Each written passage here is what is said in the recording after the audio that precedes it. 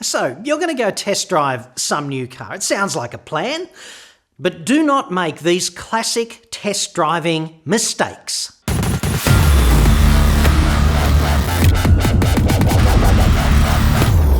Welcome to another episode of What the Fuck? The segment where I oxygenate your most common questions. I'm John Cadogan, burner of witches and car salesman at the stake here at autoexpert.com.au, the place where Aussie new car buyers save thousands off their next new cars without getting violated at a dealership in the time-honoured fistful of ankles tradition. This episode is inspired by the dissertations, the boxed sets with director's commentaries that I get routinely twice, sometimes thrice each week, in which someone, perhaps you, sends me a highly detailed brain fart dressed up as a road test report on the road to purchasing a new car.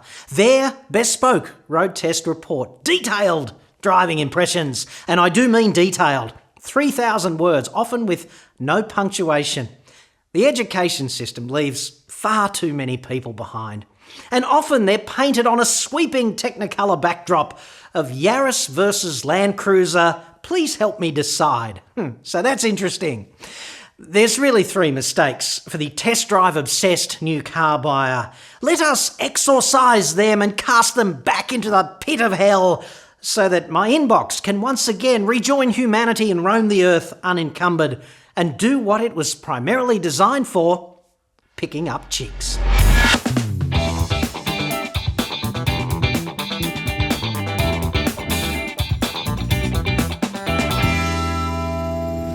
People overstate the importance of test driving impressions grossly.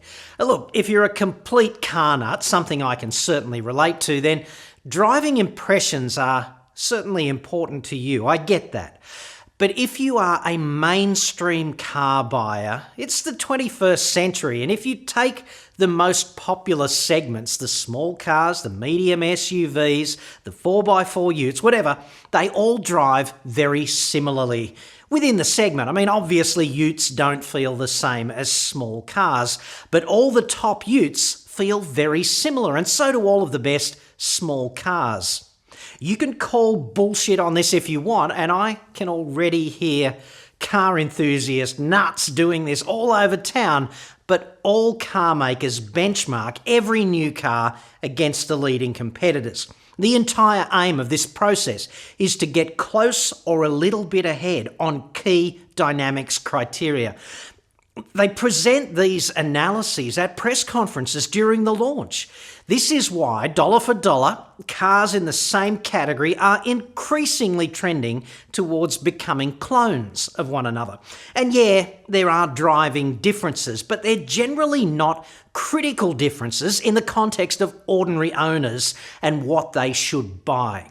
Certainly, the dynamics differences in the driving experience of common leading competitors is not as important to the purchasing decision overall as many other factors. And I'm talking here about factors like the equipment levels, the value, the safety credentials, and the parent company's ethical compass. Should you find yourself in the unfortunate position of having a real problem and needing considerable support from the mothership. In this situation, it makes a hell of a difference if you're dealing with a Subaru, a Mazda, Kia, Hyundai or BMW, all pretty good, as opposed to a Jeep, Volkswagen, Mercedes-Benz, Holden or Ford, all pretty reprehensible in my experience. People blow the importance of the test drive experience completely out of the water, and typically this is a male Achilles heel. The reality is, among the leaders in every mainstream segment, there's just not enough difference in the drive experience to swing the decision one way or the other. You have to put the drive in perspective, or you will end up buying the wrong car.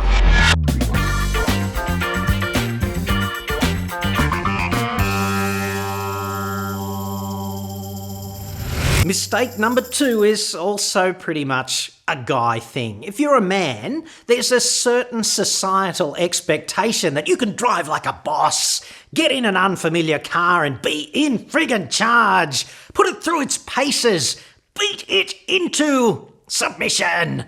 The reality is, and having test-driven new cars more or less continuously for a couple of decades now, this is something I'm on kind of intimate terms with. The reality is it takes years before you can get behind the wheel of a totally unfamiliar car and accommodate it immediately. It's very hard for anyone who does not test drive dozens of different cars all the time to accommodate all the differences, the architectural differences, the control feedback differences, the visual differences, and the different secondary and tertiary control layouts. It's all very unfamiliar. It's actually okay to be a bit overwhelmed in this situation, and it's much better if you approach this overload of unfamiliarity kind of gently. Leave bigger margins in traffic when you're test driving. Get the seat and the mirrors set up before you drive off. Take as much cognitive workload out of the picture as you can before you start driving any unfamiliar car. And remember, you're not testing your own driving ability, you're testing the car. There's a substantial difference between these two things. If you try so hard to prove to the wife, to the sales guy, to yourself that you're an ace driver who can do this, you can't actually also evaluate the car.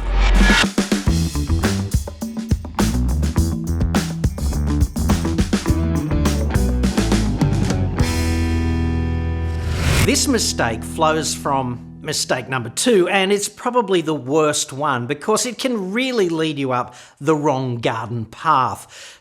So many people do this. So think about whether you're in this camp.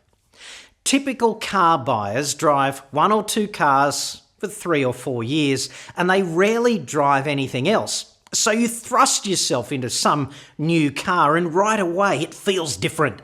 So inevitably you start to compare it with the car you normally drive, and that's a classic mistake. In the dynamics department, cars do only 4 main things. They accelerate, they cruise, they brake, and they go around corners. And they all feel really different doing all 4 of those things. But critically, different is not necessarily bad. This is what I see in all of these dynamics dissertations, the unsolicited ones. Everyone's a frustrated car reviewer, it seems. Steering unacceptably heavy, too much accelerator needed to deliver acceptable straight line performance, brake pedal too soft, rear vision too limited, ride too harsh. That kind of thing in 1,000 different variations. It's generally pretty nutty. I mean, it's okay to identify that the steering in some new car is heavier than the steering in the car you're driving right now, or whatever. But that's not the same as that steering being too heavy.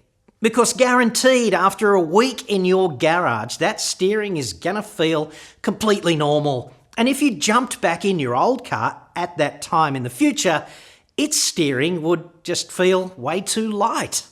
We all learn to accommodate different control feedback. Once we lock it in and the software is completely loaded, we never really think about it ever again. So I guarantee, for example, that these 4 very close competitors, the CX-5, Forester, Sportage and Tucson, they all feel considerably different to drive, right down in the granular detail. Control feedback is different in every car, and it takes a pretty long time for most non-road testers to accommodate those differences immediately. But those SUVs are all really good, and after a week, they're all going to feel equally good to you too, dynamically, and that's completely normal. I get it if you're an enthusiast, buying an enthusiast's car. This stuff is very important to you. MX-5 versus BRZ, knock yourself out. But most people are not car enthusiasts. To average car buyers, even people who love a good car but aren't performance nuts, the dynamic benchmark is, does the car steer, accelerate, brake and ride acceptably? And that's what the test drive really does allow you to determine if you let it.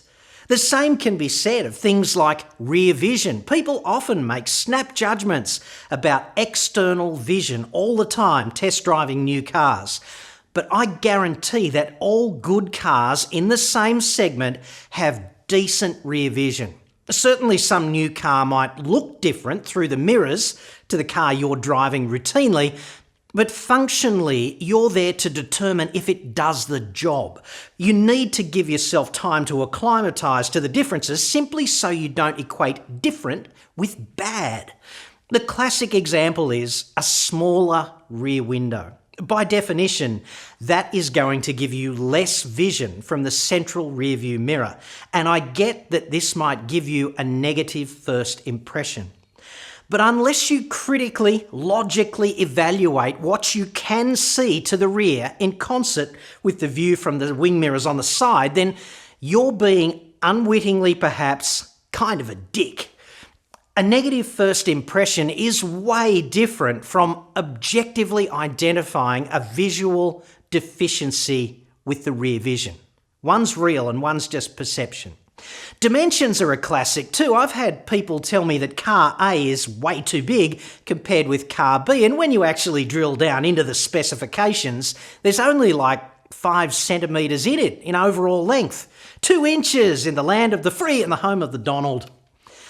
If you're hoping to star in a pornographic movie, of course, 5 additional centimetres can make all the difference during that job interview. That's what I've heard. But in a car's overall length, not so much.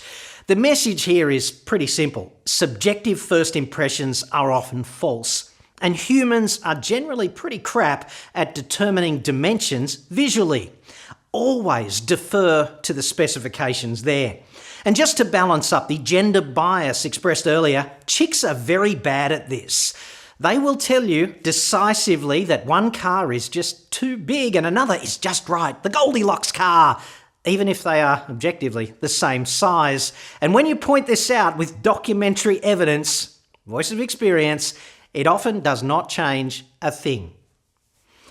Dear feminazis, I remain a firm believer in equality. Women and men are absolutely equal. In fact, women are men, minus logic and accountability, in some cases.